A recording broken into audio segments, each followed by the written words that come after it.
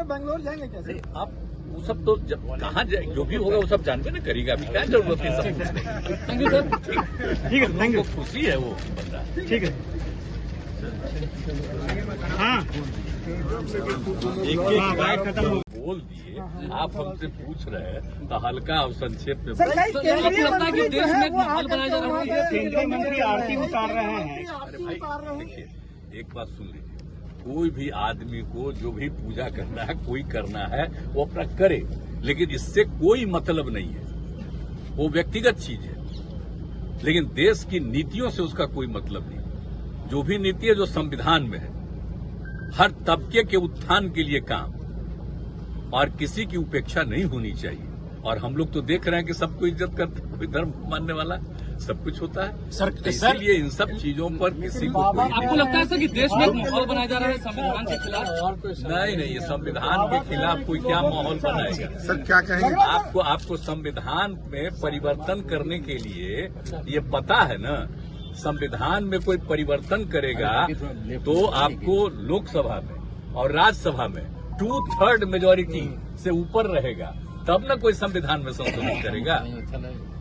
ऐसा कोई मतलब है? या संविधान में कोई चीज होता है, इतना बार संविधान बना, कोई जरूरी चीज अगर आवश्यकता हुई तो कुछ जोड़ा गया, तो सारे पार्टियों की सहमति से ना हो रहा है जी।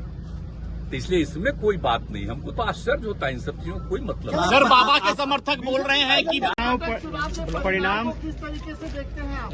कर्नाटक चुनाव पर तो जिस दिन चुनाव का रिजल्ट आया है उसी दिन हम सब लोगों ने बधाई दिया है।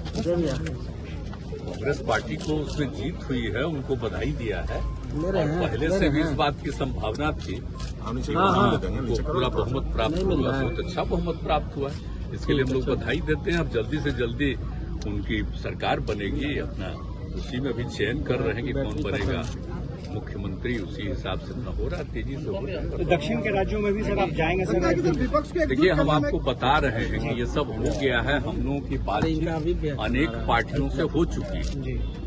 अब उनके यहाँ तो चुनाव था, चुनाव के बाद अब हो जाएगा मतदान, और जब पूरा हो जाएगा तब डेट वगैरह हम लोग उसी समय उसके बाद निर्धारित करेंगे। इसलिए अभी कोई खास और नई बात नहीं है, क्योंकि हम लोगों को जितना मिलना था सब लोगों से बातचीत कर चुके हैं, और जगह जगह पर तो जब भी गए हैं तो सब लोग बोले हैं, इसलिए आपको मालूम ही है। तो इसलिए अब जरा हो जाएगा, उनका सरकार उनकी बन जाएगी और शुरू हो जाएगा, उसके बाद फिर हम लोग कोई देखेंगे, फिर सब लोग सर आप समाजवाद सर बिहार में सर हम लोग कौन धर्म के जितने हैं, हम आपको बता रहे हैं 7, इन 7 जगह जब हम केंद्र में भी थे, श्रद्धेय अटल जी की सरकार में, उस समय भी और बाद में भी हम कहाँ नहीं गए। देश भर के हर कोने में जा करके हम देखे हुए हैं। अब इसके बाद कोई क्या करता है? आपके बारे में कह रहे हैं कि सरकार ने सहायता नहीं दिया है, सनातन धर्म से कोई मतलब नहीं है नीतीश कुमार को। नहीं, अब कौन चीज से हमारे बारे में कहता है उसको कहने न दीजिए। मेरे खिलाफ अंड बंड कोई बोलता है तो उसको फायदा होता है, कम से कम उसको पटिया में कुछ इज्जत मिलेगा। सर, बाबा के समर्थक कह रहे हैं कि कार्यक्रम में सहायता नहीं दिया गया है, तो सबको कुछ मिलेगा, पार्टी में फायदा, मेरे पार्टी के नेतृत्व का फायदा मिलेगा। इसे जो मन करे बोले, हम तो ध्यान में नहीं देते। आश्वस्त करते हैं बिहार में एकता बनी रहेगी, बिहार में एकता बनी रहेगी, सभी जाति धर्म के आश्वस्त। बिल्कुल, ये सब तो अच्छी तरह जानिए, और देश में भी बना रहेगा। कोई ये मत सोचिए कि बिहार की बात कर रहे हैं, पूरे देश में बना रहेगा। आप देख रहे हैं ना, ये सब ऐसा कुछ नहीं है कि कोई इधर उधर कर सकता है। अब अभी लोग अभी क्या बोल रहे हैं, अगर आप बताइए तो श्रद्धेय अटल बिहारी वाजपेयी जी क्या करते थे? कभी कोई हुआ है क्या हस्तक्षेप?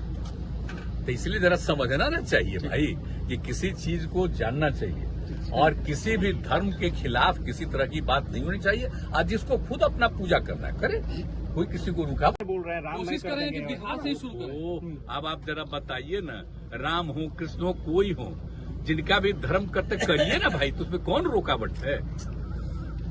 आप किसी भी धर्म को मानते हैं, और आप जानते हैं ना कि इस देश में 7 धर्म है, और एक तो बहुत कम है वहाँ है, बम्बई में है, लेकिन बाकी जगह पर जो है हिंदू, मुस्लिम, सिख, ईसाई सब लोग हैं। और बताइए, बिहार से रिलेटेड तो यहीं पर ना करके ज्ञान प्राप्ति किनको हुआ, किनका जन्म हुआ, किनका क्या हुआ यहाँ? तो ये सब कितने धर्म है? कितने लोग आते हैं, देश के बाहर से आते हैं, कहां से आते हैं, तो सब आते हैं।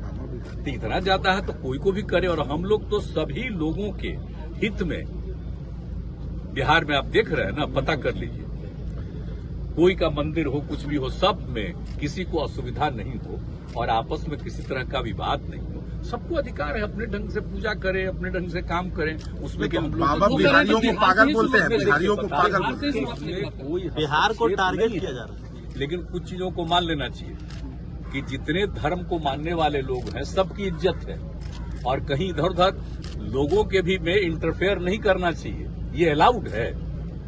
कोई कुछ बोल रहा है तो अपने मर्जी से बोल रहा है तो सबसे कोई वैल्यू है?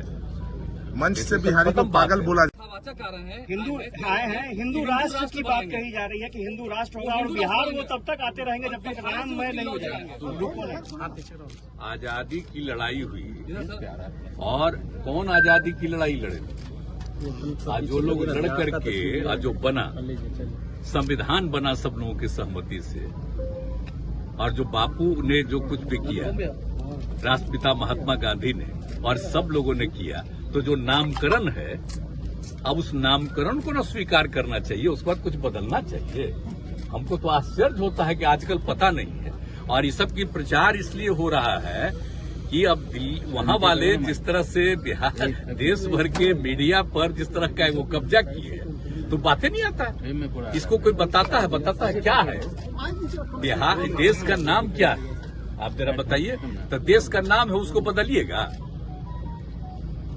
अब आजादी की जो लड़ाई हुई, अब अभी जो सब बोल रहे हैं उनका कोई जन्म उस समय का था?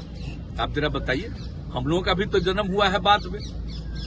लेकिन हमारे पिता ने जो आजादी की लड़ाई में बहुत सक्रिय थे और बचपन में ही हमको बताए और बाद में एक एक चीज को हम लोग जाने, तो आप जरा बताइए। तो हम तो आपको इतना बार बार कह रहे हैं कि हम लोग तो सब मानते हैं राष्ट्रपिता महात्मा गांधी को और उनके साथ जितने लोगों ने काम किया उन सब लोगों का, और उसी के आधार